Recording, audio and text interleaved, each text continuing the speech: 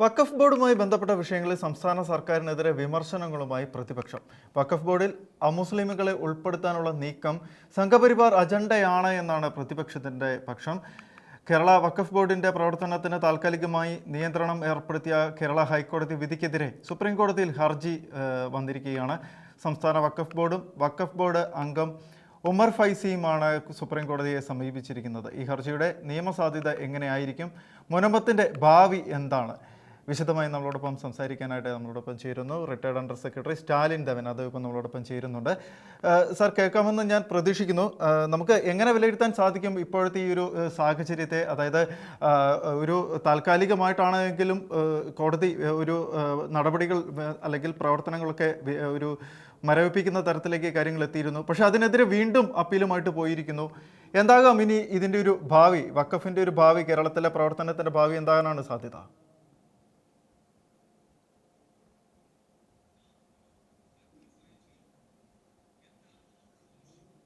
സാധൂകരിക്കുന്ന തെളിവുകളും ഗ്രൗണ്ടുകളും തന്നെ അത് ഹർജിയിൽ ഉന്നയിച്ചാൽ മാത്രമേ നമുക്ക് അനുകൂലമായിട്ടുള്ള ഒരു വിധി കിട്ടൂ. അപ്പോൾ ഞാൻ നേരത്തെ തന്നെ ഈ വഖഫ് ബോർഡിന്റെ കോൺസ്റ്റിറ്റ്യൂഷനെ ചലഞ്ച് ചെയ്തുകൊണ്ട് ഒരു പൊതു താല്പര്യ ഹർജി ഫയൽ ചെയ്യാനുള്ള ഒരുക്കത്തിലായിരുന്നു. അതിനു വേണ്ട ഡ്രാഫ്റ്റിങ്ങും മറ്റും നടത്തി വരികയാണ്. അപ്പോഴാണ് ABC മലയാളത്തിലെ ഒരു ഷോൺ ജോർജിന്റെ ഇന്റർവ്യൂവിൽ നിന്നും അദ്ദേഹവും അത്തരത്തിലുള്ള ഒരു ഹർജി ഫയൽ ചെയ്യാൻ പോവുകയാണെന്ന് ഞാൻ അറിഞ്ഞത്. അപ്പോൾ ഷോൺ ജോർജിന്റെ ഫ്രണ്ടാണ്. മോറോവർ അവർക്കൊക്കെ ഈ ഹർജി ഫയൽ ചെയ്യുമ്പോൾ അവരുടെ പോക്കറ്റിൽ നിന്നൊന്നും പൈസ ചെലവാകത്തില്ല. പാർട്ടികളോ അല്ലെങ്കിൽ സംഘടനകളോ ഒക്കെ തന്നെ ആ പൈസ ചെലവാകും. അപ്പോൾ ഞാൻ ഷോണിനോട് ചോദിച്ചു, ഷോൺ, നിങ്ങളുടെ ആവശ്യമെന്ന്? അപ്പോ ഷോൺ പറഞ്ഞു, 2 നോൺ മുസ്ലിം മെമ്പേഴ്സിനെ നിയമിച്ചിട്ടില്ല, അത് നിയമിക്കണം എന്നുള്ളതാണ് എന്റെ ആവശ്യം. ഞാൻ പറഞ്ഞു, പക്ഷേ അതിനുപരിയായിട്ട് ഈ വഖഫ് ബോർഡിനെ തന്നെ പിരിച്ചുവിടാനുള്ള ഗ്രൗണ്ട്സ് ഉണ്ടല്ലോ, കാരണങ്ങളുണ്ടല്ലോ. അപ്പോൾ നമുക്ക് അതുകൂടി ചേർത്തുകൊണ്ട് ഒരു നല്ല പെറ്റീഷൻ ഫയൽ ചെയ്തുകൂടെ, ഞാനും സഹായിക്കാം എന്നു. അപ്പൊ പറഞ്ഞു, ആ വിഷയം ഞാൻ എന്റെ സീനിയർ അഡ്വക്കേറ്റ് സന്തോഷ് ജോർജുമായിട്ട് ടേക്കപ്പ് ചെയ്തപ്പോൾ അദ്ദേഹം പറഞ്ഞത് അത്തരത്തിലുള്ള ഒരു ആവശ്യം ബഹുമാനപ്പെട്ട സുപ്രീം കോടതി മുമ്പാകെ നിലനിൽക്കില്ല എന്ന്. ഹൈക്കോടതി മുമ്പാകെ നിലനിൽക്കില്ല, അതുകൊണ്ട് അങ്ങനെ നമുക്ക് ഫയൽ ചെയ്യാൻ കഴിയില്ല. അപ്പോഴാണ് ഞാൻ പറഞ്ഞത്, കഴിയും, അതിനുള്ള ഗ്രൗണ്ട്സ് ഉണ്ട്. അപ്പോ ഷോൺ പറഞ്ഞു, ഓക്കെ, ഞാൻ എന്റെ വക്കീലിനോട് ചേട്ടനോട് സംസാരിക്കാൻ പറയാം. അങ്ങനെ പിറ്റേ ദിവസം അദ്ദേഹത്തിന്റെ വക്കീൽ എന്നോട് ബന്ധപ്പെട്ടു. അപ്പോൾ ഞാൻ ചോദിച്ചു, എന്തൊക്കെയാണ് ഗ്രൗണ്ട്? ഇപ്പൊ ഗ്രൗണ്ട് ഒന്നും മാത്രം, അതായത് 2 നോൺ മുസ്ലിംസിനെ നോമിനേറ്റ് ചെയ്തിട്ട്. അപ്പോൾ ഞാനൊരു 4-5 ഗ്രൗണ്ട്സും കൂടി എടുത്ത് കാണിച്ച് അതൊക്കെ വാലിഡ് ആണോ അല്ലയോ ചോദിച്ചപ്പോൾ വാലിഡ് ആണെന്ന് പറഞ്ഞു. ഞാൻ പറഞ്ഞു, അങ്ങനെയാണെങ്കിൽ ഒരു കാര്യം ചെയ്യും, നിങ്ങൾ ഇത് ഒന്ന് പോസ്റ്റ്പോൺ ചെയ്യും ഒരാഴ്ചത്തേക്ക്, ഇതും കൂടി ചേർത്ത് ഒരു പുതിയ ഹർജി ഫയൽ ചെയ്യും. അപ്പോൾ അത് ഭയങ്കര സ്ട്രോങ് ആയിരിക്കും. അത് ഇത് പറഞ്ഞതുപോലെ സർക്കാരിനൊക്കെ അതിനെ സപ്പോർട്ട് ചെയ്യേണ്ടി വരും, കാരണം അത്ര നല്ല ആർഗ്യുമെന്റ് ആയിരിക്കും. അപ്പോൾ എന്നോട് പറഞ്ഞു, ഞങ്ങൾ ആ ഹർജി ഫയൽ ചെയ്ത് കഴിഞ്ഞു, അതുകൊണ്ട് അപ്പോൾ ഞാൻ ഷോണിന്റെ ഹർജി വായിച്ചപ്പോൾ എനിക്കറിയാം ഈ വഖഫ് ബോർഡിനെ ഒന്നും പിരിച്ചുവിടാൻ പോകുന്നില്ല. മാക്സിമം കോടതി എന്ന് പറയും, ഓക്കെ, 2 പേരെ നിയമിക്കുമെന്നല്ലേ പറയുള്ളൂ. അപ്പോ ഈ 3 പേരും ഫയൽ ചെയ്ത ഹർജി അത്ര ശക്തമല്ലാത്ത ഒന്നായിരുന്നത് കൊണ്ട് മാത്രമാണ് ഏറ്റവും അവസാനമായിട്ട് എനിക്ക് എന്റെ ഹർജി ഫയൽ ചെയ്യേണ്ടി വന്നത്. അപ്പോൾ അതിന്റെ മാത്രം അടിസ്ഥാനത്തിലാണ് ഇന്നലെ ബഹുമാനപ്പെട്ട കേരള ഹൈക്കോടതി ഇടക്കാല ഉത്തരവ് പറഞ്ഞത്. നിങ്ങൾ ആ ഉത്തരവിന്റെ ഏറ്റവും അവസാനം പറയുന്നുണ്ട്, joint secretary to government dealing with Waqf മാറ്റേഴ്സിനെ ഈ വഖഫ് ബോർഡിന്റെ അഡ്മിനിസ്ട്രേറ്റർ ആയിട്ട് നിയമിക്കണം എന്നുള്ളത് അത് എന്റെ ആവശ്യമായിരുന്നു, എന്റെ മാത്രം ആവശ്യമായിരുന്നു. അപ്പോൾ അത് പരിഗണിച്ചിട്ടാണ് ഈ ഹൈക്കോടതി 15-ാം തീയതി ഒരു ഇടക്കാല ഉത്തരവ് തന്നത്. നാം ആലോചിക്കേണ്ടത്, ഈ വഖഫ് ബോർഡിന്റെ പ്രവർത്തനങ്ങളെ പൂർണ്ണമായിട്ടും ഹൈക്കോടതി തടഞ്ഞിട്ടില്ല. അതായത് പോളിസി ഡിസിഷൻസ് അല്ലെങ്കിൽ സാമ്പത്തികപരമായ കാര്യങ്ങൾക്കൊക്കെ തന്നെ ഈ വഖഫ് ബോർഡിന് പ്രവർത്തിക്കാം, subject to the approval of the ഹൈക്കോടതി. ഹൈക്കോടതിയുടെ അനുമതി വാങ്ങിയതിനു ശേഷം അവർക്ക് എന്ത് വേണമോ ചെയ്യാം, ഈ പുതിയ അഡ്മിനിസ്ട്രേറ്റർക്ക് എന്ത് വേണമോ ചെയ്യാം. അതാണ് വിധി. അപ്പോൾ നാം ഓർക്കേണ്ടത്, ഷോൺ ജോർജ് ഫയൽ ചെയ്ത സമാന സ്വഭാവത്തിലുള്ള ഒരു ഹർജി മദ്രാസ് ഹൈക്കോടതി മുമ്പാകെ അവിടുത്തെ ഒരു വ്യക്തി ഫയൽ ചെയ്തിരുന്നു. അദ്ദേഹത്തിന്റെ ആവശ്യം ഇതായിരുന്നു, 2 നോൺ മുസ്ലിം മെമ്പേഴ്സിനെ നിയമിക്കാം. മദ്രാസ് ഹൈക്കോടതി ഇതുപോലൊരു ഇൻജങ്ഷൻ, സ്റ്റേ കൊടുത്തു. അതായത് വഖഫ് ബോർഡിന്റെ പ്രവർത്തനം താൽക്കാലികമായി മരവിപ്പിച്ചു. അവിടുത്തെ വഖഫ് ബോർഡ്, തമിഴ്നാട് വഖഫ് ബോർഡ് നേരെ സുപ്രീം കോടതിയിൽ പോയിട്ട് പറഞ്ഞു, ഇവരുടെ ആവശ്യം, ഹർജിക്കാരുടെ ആവശ്യം 2 നോൺ മുസ്ലിംസിനെ നിയമിക്കണം എന്നുള്ളത് മാത്രമാണ്. അപ്പോൾ അത്തരത്തിൽ ഒരു നിയമനം നടത്തി കഴിഞ്ഞാൽ ആ പ്രശ്നം അവിടെ സോൾവ് ആവുകയാണ്. എന്നിട്ടും മദ്രാസ് ഹൈക്കോടതി വഖഫ് ബോർഡിന്റെ പ്രവർത്തനത്തെ തടഞ്ഞു.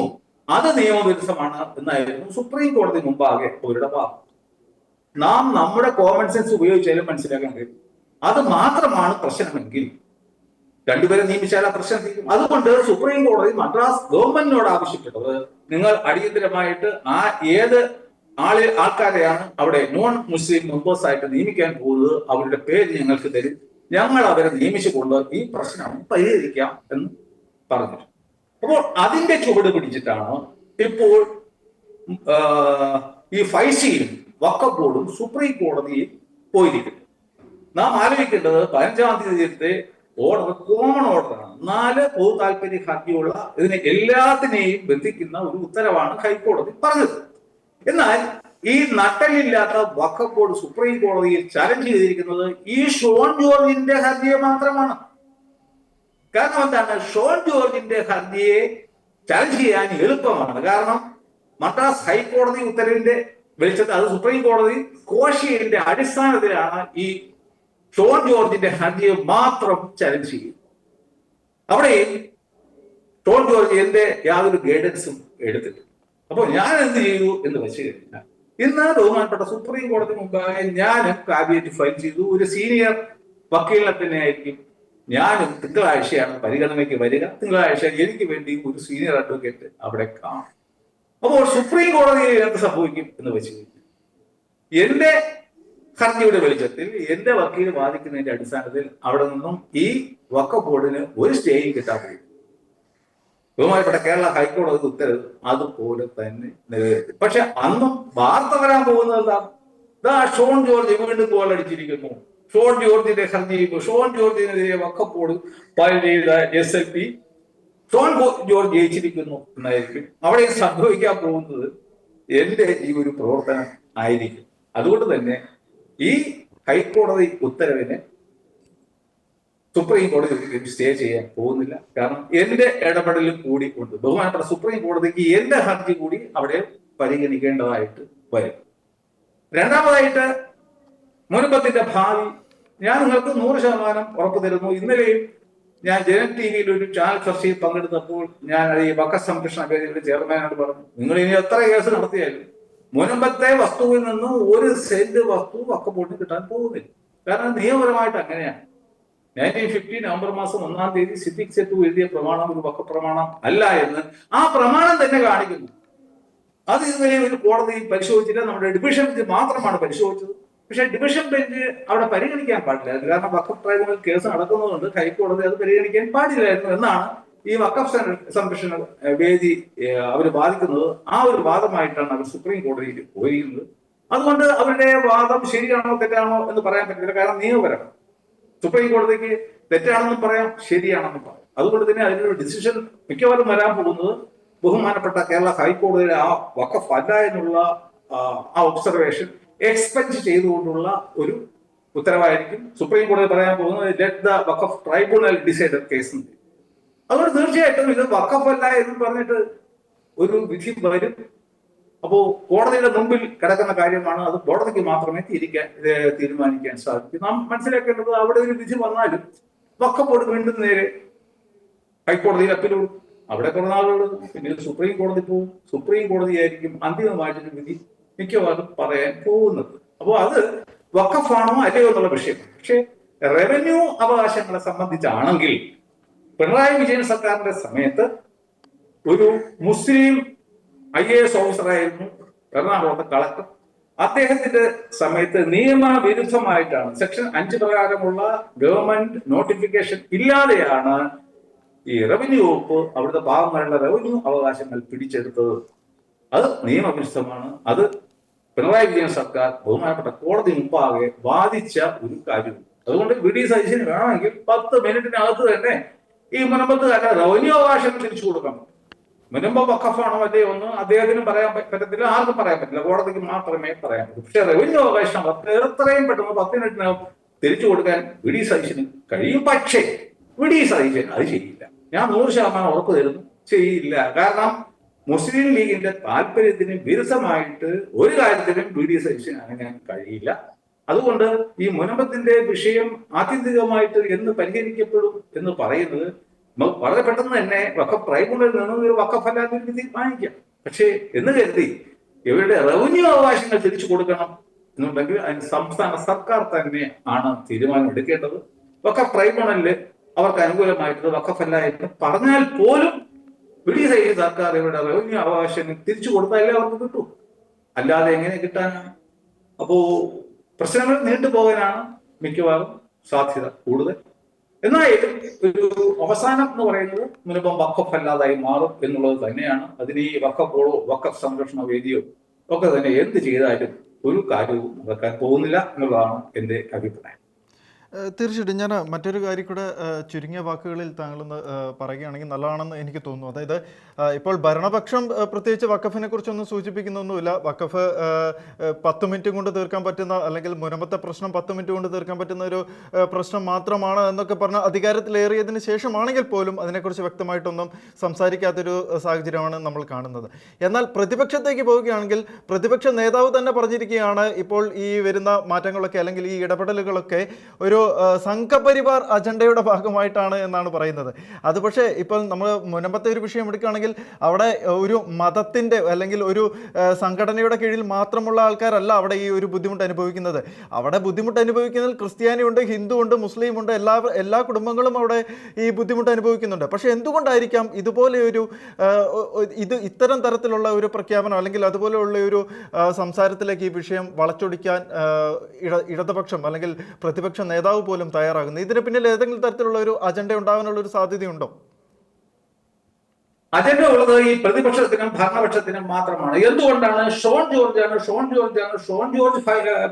ഫയൽ ചെയ്ത ഹർജിയുടെ അടിസ്ഥാനത്തിലാണ് ഈ വിധി വന്നത് എന്ന് ഇവർ ഒക്കെ തന്നെ ഈ ചാനലുകളും മാധ്യമങ്ങളും ഒക്കെ വിളിച്ചു പറയുന്നതിനുള്ള കാരണം എന്ന് പറയുന്നത് ഇതിനൊരു സംഘപരിവാർ ആ ഒരു കളർ ചാർത്തി കൊടുക്കാൻ വേണ്ടിയിട്ട് മാത്രമാണ്.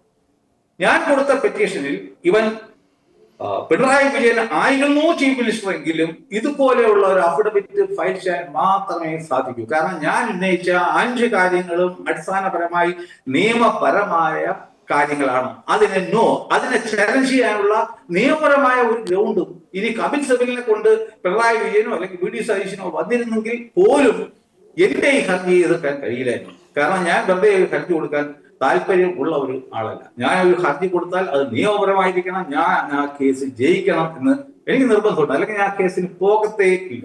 അതുകൊണ്ട് പിണറായി വിജയന് പറയാൻ പറ്റൂ, സ്റ്റാലിൻ ദേവൻ ഫയൽ ചെയ്ത ഹർജിയിലാണ് ഈ തീരുമാനം. സപ്പോസ് ഷോൺ ജോർജ് ഈ ഹർജി കൊടുത്തില്ലായിരുന്നു എന്ന് വിചാരിക്കുക, സ്റ്റാലിൻ ദേവനാണ് ഫയൽ ചെയ്തത്.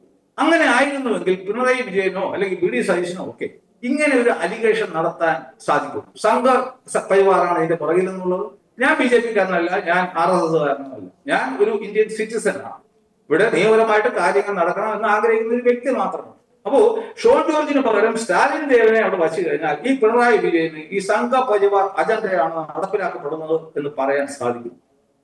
അതുകൊണ്ടാണ് ഇവരൊക്കെ തന്നെ ഈ ഷോൺ ജോർജ് കൊടുത്ത ഹർജിയുടെ പുറത്താണ് ഈ വിധി വന്നതെന്ന് വിളിച്ചു പറയുന്നത്. കാരണം ഇതിനൊരു BJP നിറം അല്ലെങ്കിൽ സംഘപരിവാർ നിറം കൊടുക്കാൻ വേണ്ടിയിട്ടാണ് ഈ ഷോൺ ജോർജിനെ പൊക്കി കാണിച്ചുകൊണ്ട് ഇരിക്കുന്നത്. ഷോൺ ജോർജ് ഈ 2 നോൺ മുസ്ലിംസിനെ അപ്പോയിന്റ് ചെയ്യണം എന്ന് മാത്രമേ ആവശ്യപ്പെട്ടുള്ളൂ. അത് ഏത് സുപ്രീം കോടതി ആയാലും അത് സമ്മതിയും. കാരണം മദ്രാസ് ഹൈക്കോടതിയിൽ നടന്ന കേസിനെ സംബന്ധിച്ച് സുപ്രീം കോടതി പറഞ്ഞത് 2 നോൺ മുസ്ലിംസിനെ അപ്പോയിന്റ് ചെയ്ത് ഈ പ്രശ്നം പരിഹരിക്കുമെന്നാണ്. അപ്പോൾ എന്റെ ഇടപെടൽ ഉണ്ടായിരുന്നെങ്കിൽ ഇല്ലെങ്കിൽ ഈ ഹൈക്കോടതിയും പറഞ്ഞതിന് ശരി, ഹർജിക്കാർ ആവശ്യപ്പെടുന്ന പ്രകാരം 2 നോൺ മുസ്ലിംസിനെ കൂടി അപ്പോയിന്റ് ചെയ്ത് വിഷയം പരിഹരിക്കുമോ എന്നേ പറയുമായിരുന്നുള്ളൂ. അല്ലാതെ ഇതിന്റെ പ്രവർത്തനത്തെ തടസ്സപ്പെടുത്തുകയോ സ്റ്റേ ചെയ്യുകയോ ഒരു പുതിയ അഡ്മിനിസ്ട്രേറ്ററെ വയ്ക്കുകയോ ചെയ്യുമായിരുന്നില്ല. അപ്പോ ഈ ഷോൺ ജോർജിന്റെ പേര് തന്നെ പറയുന്നത് എന്താണെന്ന് വെച്ച് കഴിഞ്ഞാൽ ഇത്തരത്തിൽ ഒരു BJP RSS സംഘ നിറം ഇതിന്റെ പുറകിൽ ഒരു ഗൂഢാലോചന ഉണ്ടെന്നൊക്കെ പറയാൻ വേണ്ടിയിട്ടാണ്. ഞാൻ ഒരിടത്തും പോയി ഗൂഢാലോചന നടത്തിയിട്ടില്ല, ഞാനുമായി ആരും ഗൂഢാലോചന നടത്തിയില്ല. അതിന്റെ ഒന്നും അടിസ്ഥാനത്തിലല്ല ഞാൻ ഈ ഹർജി ഫയൽ ചെയ്തത്.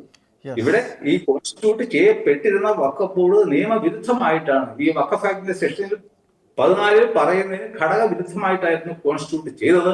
അതുകൊണ്ട് അതിനെ പിരിച്ചുവിടണം എന്നായിരുന്നു എന്റെ ആവശ്യം. അല്ലാതെ 2 നോൺ മുസ്ലിം മുസ്ലിംസിനെ അപ്പോയിന്റ് ചെയ്യണം എന്നുള്ളത് മാത്രമായിരുന്നില്ല.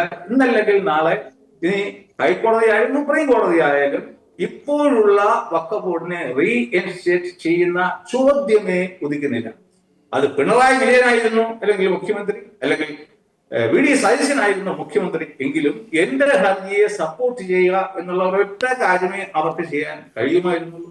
അതാണ് ഇപ്പൊ വി.ഡി. സതീശൻ സർക്കാർ ഞങ്ങളുടെ ഹർജിയൊക്കെ സപ്പോർട്ട് ചെയ്തത്. തീർച്ചയായിട്ടും കാര്യങ്ങൾ വളരെ വ്യക്തമാണ്. സ്റ്റാലിൻ ദേവൻ, റിട്ടയർഡ് അണ്ടർ സെക്രട്ടറി, അദ്ദേഹമാണ് ഇപ്പോൾ നമ്മളോടൊപ്പം വിശദമായി തന്നെ സംസാരിച്ചത്. വളരെ നന്ദി സാർ.